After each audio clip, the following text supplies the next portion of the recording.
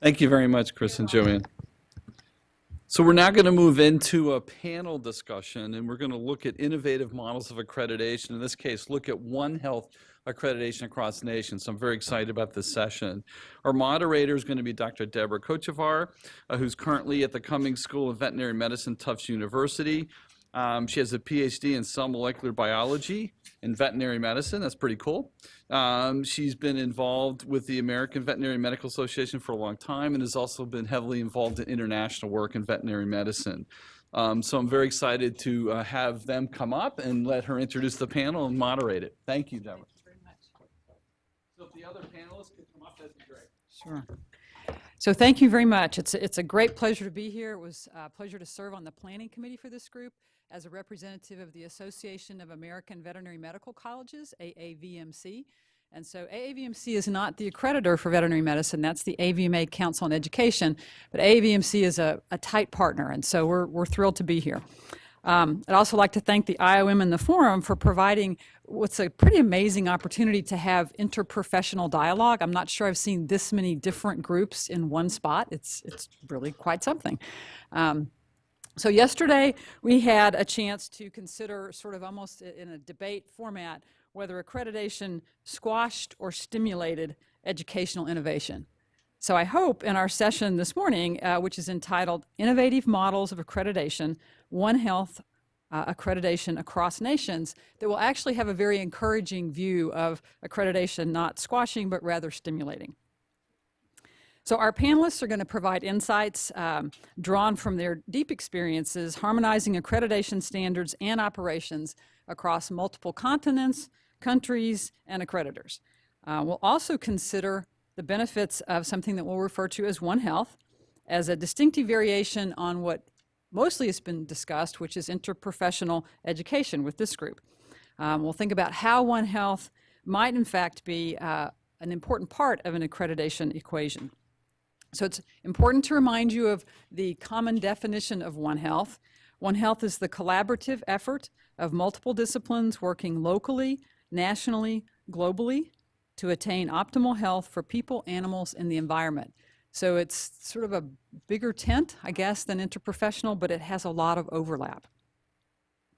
And I would just share one quote. A notable champion of One Health, Dennis Carroll, who is at USAID, he would say that, in fact, what we need is a new breed of health professional students who no longer consider their profession as strictly defined in one sector, but rather necessarily across several sectors.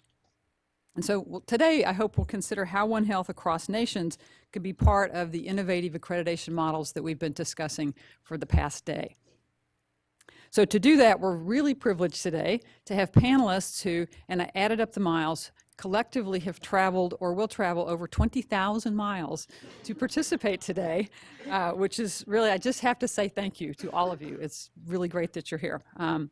They have wonderful interprofessional global experiences, and so it's my pleasure to introduce them. Let me just mention the format that we'll take here is I'll introduce each of them. They will have 10 minutes apiece to do a presentation. We won't really have questions after each presentation. We'll wait till we have all three and then come back in and kind of, you'll see how integrated what they're going to have to say to you is, and so those questions will come at the end. So please take notes and write down your questions so you can be ready to join in. All right, so we'll start on this end, and I will introduce to you Dr. Beth Saban. Dr. Beth Saban has been with the American Veterinary Medical Association since 1998. She served in roles that were related to the Publications Division and then the Education Research Division. She in that role has had deep involvement with the Council on Education at AVMA. And as I said, the Council on Education is the accrediting body for veterinary schools in the U.S. and Canada. She's also worked extensively with the Educational Commission of Foreign Veterinary Graduates, and that's for individuals who are coming here from other systems and would like to gain licensure. Importantly, and part of what she'll have to say to us today, is that she has really from the beginning been involved with the International Accreditors Working Group, which is a group that comprises representatives from national and regional veterinary medical accrediting bodies across several continents. And so her perspective on that is really, I think, distinctive. She herself is a veterinarian. She's also earned a PhD in immunology from Cornell and has certified association experience that makes her sort of a multi-talented discussant for these ideas. So, Beth, thank you very much for being here. The next person in line there is Professor William Bozzio. He is a Ugandan physician, academician, and occupational health specialist. He's currently a professor of occupational medicine at Makerere University, College of Health Sciences, School of Public Health, where he is also the long-serving dean of the school. You might know Makerere is the oldest university in Uganda. It's regularly ranked in the top 10 universities in Africa, one of the few outside of South Africa. So Dr. Bozzio, Professor Bozzio, is got lots of different hats that he wears. And so I would say that he has a special talent for convening and coordinating and making innovative programs. And so just to mention a few, he's the lab director and chief of party of Resilient Africa Network, or RAN, bringing together 20 universities in 16 African countries. He's the director of the Center for Tobacco Control in Africa, the CTSA.